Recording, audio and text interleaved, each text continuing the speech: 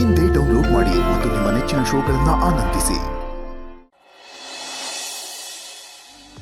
ಏನ್ರಿ, ನಮ್ಮ ಸಿದ್ದು ಭಾವನ ಎಷ್ಟು ದಿವಸ ಅಂತ ಬಾಡಿಗೆ ಮನೇಲಿ ಇರ್ತಾರೆ? ನಾವು ಯಾಕೆ ಹೋಗಿ ಅವ್ರ ಅತ್ತೆ ಮಾವನ ಹತ್ರ ಮಾತಾಡಬಾರ್ದು? ನನಗೂ ಹಾಗನ್ಸಿದೆ ಲಕ್ಷ್ಮಿ. ಆದರೆ ಈಗ ಸಮಯ ಸರಿ ಇಲ್ಲ, 1-2 ದಿನ ಕಳೀಲಿರು. ಏನ್ರಿ ಹೀಗೆ ಹೇಳ್ತಿದ್ದೀರಾ?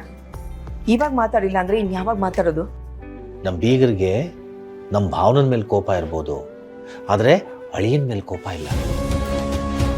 ಮುಂದಿನ ವಾರಸದಾರ ಇವರೇ ಅಂತ ತುಂಬ ಹೆಮ್ಮೆಯಿಂದ ಬೀಗರು ಹೇಳ್ಕೊತಾ ಇದ್ರು. ಆದರೆ ಈಗ ನೋಡಿದ್ರೆ ಅಳಿಯಂದ್ರು ಮನೆ ಬಿಟ್ಟು ಆಚೆ ಬಂದಿದ್ದಾರೆ. ಆದರೂ ಸಹ ಬೀಗರ ಮನೆಯವರು ಯಾರನ್ನು ಮನೆಗೆ ಬನ್ನಿ ಅಂತ ಕರೆದಿಲ್ಲ. ಏನರ್ಥ? ಅಳಿಯಂದ್ರ ಮೇಲೂ ಕೋಪ ಬಂದಿದೆ ಅಂತ ಅರ್ಥ. ಇಂಥ ಸಂದರ್ಭದಲ್ಲಿ ನಾವು ಬೀಗರ ಮನೆಗೆ ಹೋಗಿ ಇಬ್ಬರನ್ನು ಮನೆಗೆ ಸೇರಿಸ್ಕೊಳ್ಳಿ ಅಂತ ಅಂದರೆ ಆ ಕೋಪ ಎಲ್ಲ ನಮ್ಮ ಮೇಲೆ ಬರುತ್ತೆ, ಅವಮಾನ ಮಾಡ್ತಾರೆ. ಈ ವಿಷಯ ಸಿದ್ದು ಅವ್ರಿಗೆ ಭಾವನಿಗೆ ಗೊತ್ತಾದರೆ ಇನ್ನೆಲ್ಲಿ ತಾರಕಕ್ಕೆ ಹೋಗುತ್ತೋ ಅಂತ ನಾನು ಕಾಯ್ತಾ ಇದ್ದೀನಿ. ಅದಕ್ಕೆ 1-2 ದಿನ ಕಳೀಲಿ, ಸರಿಯಾದ ಸಮಯ ನೋಡ್ಕೊಂಡು ಹೋಗಿ ನಾವೇ ಮಾತಾಡ್ಬಾರೆ.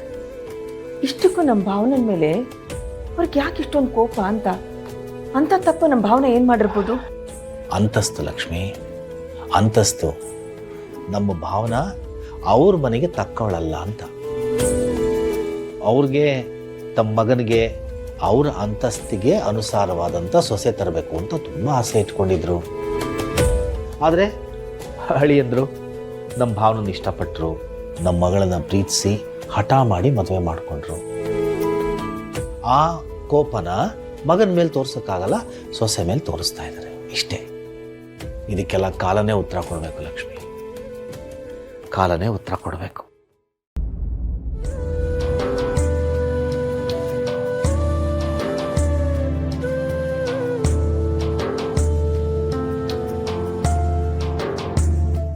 ಬೇಬಿ ನೋಡು, ಇಂಥ ಟೈಮಲ್ಲಿ ನೀನು ಟೆನ್ಷನ್ ಮಾಡಿಕೊಂಡ್ರೆ ಚೆನ್ನಾಗಿರಲ್ಲ. ಕೂಲಾಗಿರೋ ಪ್ಲೀಸ್. ಪ್ರತಿಯೊಂದು ವಿಚಾರಕ್ಕೂ ನನ್ನ ಫೂಲ್ ಮಾಡೋ ಅಂಥ ಗಂಡ ಇರಬೇಕಾದ್ರೆ ನಾನು ಹೇಗೆ ತಾನೇ ಕೂಲಾಗಿರೋಕ್ಕಾಗತ್ತೆ? ನಿಜವಾಗ್ಲೂ ನೀನು ನನ್ನ ಪ್ರೀತಿ ಮಾಡ್ತಿದ್ರೆ ನಾನು ಈ ಥರ ಮೋಸ ಮಾಡ್ತಿರ್ಲಿಲ್ಲ ಹರಿ. ಪ್ಲೀಸ್ ಹಾಗೆಲ್ಲ ಹೇಳಬೇಡ. ನನ್ನ ಮೇಲೆ ಅನುಮಾನ ಪಡು ಪರವಾಗಿಲ್ಲ, ಆದರೆ ನನ್ನ ಪ್ರೀತಿ ಮೇಲೆ ಅನುಮಾನ ಪಡಬೇಡ.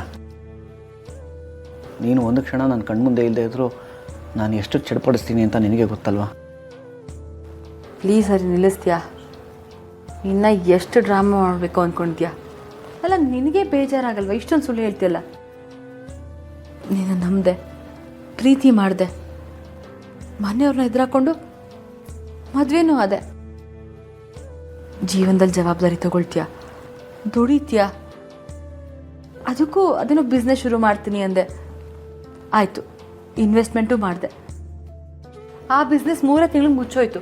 ಇನ್ನೊಂದು ಶುರು ಮಾಡಿದೆ, ಅದು ಹೋಯ್ತು. ಹೋಗಲಿ ಬಿಡು, ಅದಕ್ಕೆಲ್ಲ ಕ್ಷಮೆ ಆದರೂ ಇದೆ, ಕ್ಷಮಿಸ್ಬೋದು.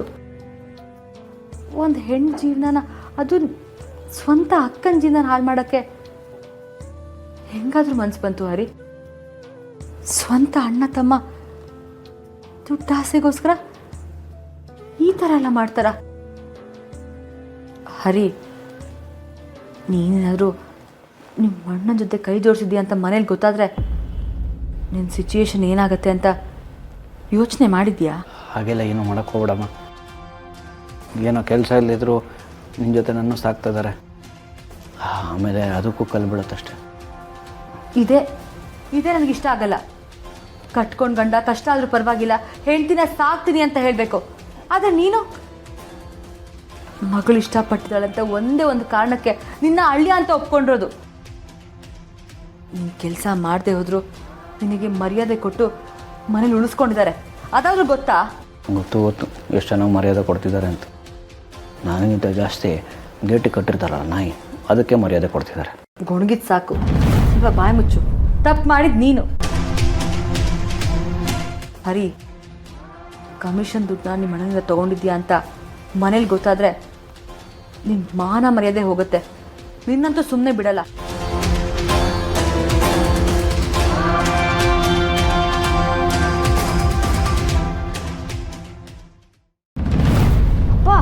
ಅಮ್ಮ ಹೊಡಿಬೇಡ ಅಪ್ಪ. ಹೊಡಿಲಿ ಬಿಡು ಮಗ. ಅವ್ರು ಮಾಡಿದ ತಪ್ಪನ್ನ ನಾನು ಪ್ರಶ್ನೆ ಮಾಡಿದ್ದಕ್ಕೆ ನನಗೆ ಕೊಟ್ಟಿರೋ ಬಹುಮಾನ ಇದು. ಯಾಕ್ರಿ ಒಂದೇ ಹೊಡೆತಕ್ಕೆ ನಿಲ್ಲಿಸ್ಬಿಟ್ರಿ? ಹೊಡಿರಿ, ಇನ್ನಷ್ಟು ಹೊಡಿರಿ, ನಿಮಗೆ ತೃಪ್ತಿ ಆಗೋಷ್ಟು ಹೊಡಿರಿ. ದುಡ್ಡಿನ ಆಸೆ ಇರಬೇಕು ರೀ, ಆದರೆ ತೀರಾ ಇಷ್ಟೊಂದಿರಬಾರ್ದು ರೀ.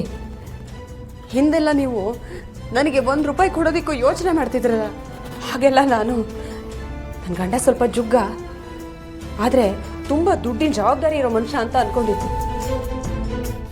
ಹಗಲು ರಾತ್ರಿ ಕಷ್ಟಪಟ್ಟು ₹1 ಲೆಕ್ಕ ಹಾಕಿ ಕೂಡ್ತಾ ಇರೋದು ನನಗೆ ನನ್ನ ಮಗನಿಗೋಸ್ಕರ, ನಾವಿಬ್ಬರು ಖುಷಿಯಾಗಿರಲಿ ಅಂತ ಹೀಗೆಲ್ಲ ಮಾಡ್ತಿದ್ದೀರಾ ಅಂತ ನಂಬದೆ ನಾನು. ಆದರೆ ಆ ದುಡ್ಡಿಗೋಸ್ಕರ ನೀವಿಷ್ಟು ಕೆಳಮಟ್ಟಕ್ಕೆ ಇಳಿತೀರ ಅಂತ ನಾನು ಅಂದ್ಕೊಂಡಿರಲಿಲ್ಲ. ಹೊರಗಡೆ ಕರ್ಕೊಂಡು ಹೋಗ್ತೀನಿ ಅಂತ ಲೋನ್ ತಗೊಳ್ಳೋದಕ್ಕೆ ಹೋದಾಗ, ರಿಜಿಸ್ಟ್ರೇಷನ್ ಆಫೀಸಿಗೆ ಎಲ್ಲರ ಹತ್ರ ಸುಳ್ಳು ಹೇಳಿ ಕರ್ಕೊಂಡು ಹೋದಾಗ, ಮನೆಯಲ್ಲಿ ಅತ್ತೆ ಮಾವನ ಹತ್ರ ಸಂಬಳದ ದುಡ್ಡನ್ನು ಮುಚ್ಚಿಟ್ಟಾಗ, ಅವಾಗೆಲ್ಲ ನನಗೆ ಇದು ತುಂಬ ದೊಡ್ಡ ತಪ್ಪು ಅಂತ ಅನಿಸ್ಲೇ ಇಲ್ಲ ರೀ. ನಾನು ಆವಾಗಲೇ ಅದನ್ನೆಲ್ಲ ವಿರೋಧ ಮಾಡಬೇಕಿತ್ತು. ಆದರೆ ಹಿಂದೆ ಅಷ್ಟೆಲ್ಲ ಸುಳ್ಳು ಹೇಳಿದವರು ಇವತ್ತು ದುಡ್ಡುಗೋಸ್ಕರ ಸುಳ್ಳು ಹೇಳ್ತೀರಾ ಅಂತ ನನ್ನ ದಡ್ಡ ತಲೆ ಗೊತ್ತೇ ಆಗಲಿಲ್ಲ ರೀ. ಆದರೆ ಇನ್ಮೇಲೆ ಇದನ್ನೆಲ್ಲ ಸಹಿಸ್ಕೊಂಡು ದುಡ್ಡಿನ ಭೂತ ಹಿಡಿದಿರೋ ನಿಮ್ಮ ಜೊತೆ ನಾನು ಒಂದು ಕ್ಷಣನೂ ಇರಲ್ಲ. ನಾನು ಈ ಕ್ಷಣನೇ ಮರೆಬಿಟ್ಟು ಹೋಗ್ತಿದ್ದೀನಿ. ಏನೋ ತಪ್ಪಿದ್ರೆ ಕೂತ್ಕೊಂಡು ಮಾತಾಡೋಣ. ಮರೆಬಿಟ್ಟು ಹೋಗ್ತೀಯ ಅಂತ ಯಾಕೆ ಹೇಳ್ತಿದ್ಯಾ? ಇನ್ನೇನು ಮಾಡಲಿರಿ, ನೀವು ಮಾಡಿರೋ ತಪ್ಪನ್ನ ಪ್ರಶ್ನೆ ಮಾಡಿದ್ದಕ್ಕೆ ನನ್ನ ಕೆನ್ನೆಗೆ ಹೊಡೆದ್ರಲ್ಲ, ಅದರ ಅರ್ಥ ನೀವು ಯಾವತ್ತೂ ಬದಲಾಗೋದಿಲ್ಲ ಅಂತ. ಬದಲಾಗದಿರೋರ ಜೊತೆ ಇದು ನರಕ ಅನುಭವಿಸೋದಕ್ಕಿಂತ ದೂರ ಇರೋದು ಒಳ್ಳೇದಲ್ವಾ? ನೋಡು, ನಿಜವಾಗ್ಲೂ ನನ್ನ ತಪ್ಪನ್ನು ಸರಿ ಮಾಡ್ಕೋತೀನಿ. ಒಂದು ಅವಕಾಶ ಕೊಡು. ಅದು ಬಿಟ್ಟು ಮನೆ ಬಿಟ್ಟು ಹೋಗ್ತೀನಿ ಅಂತೆಲ್ಲ ಹೇಳ್ಬೇಡ. ಏನಾದರೂ ಕೂತು ಮಾತಾಡೋಣ. ಈಗಲಾದರೂ ನೀವು ಮನೆ ಬಿಟ್ಟು ಹೋಗಬೇಡ ಅಂತ ನನ್ನನ್ನು ತಡೀತಾ ಇರೋದು, ನಾನು ಹೊರಗಡೆ ಹೋದರೆ ನಿಮ್ಮ ಬಂಡವಾಳ ಬಯಲಾಗುತ್ತೆ ಅಂತ. ಅಷ್ಟೇ ಬಿಟ್ಟರೆ ನನ್ನ ಮೇಲೆ, ಚಿರು ಮೇಲೆ ನಿಮಗೆ ಪ್ರೀತಿ ಇದೆ ಅಂತಲ್ಲ. ಯಾವಾಗಲೂ ದುಡ್ಡು ದುಡ್ಡು ದುಡ್ಡು ಅಂತ ಬಡ್ಕೋತಾ ಇರ್ತೀರಲ್ಲ, ಇನ್ಮೇಲೆ ಅದೇ ದುಡ್ಡಿನ ಜೊತೆ ಜೀವನ ಮಾಡಿ.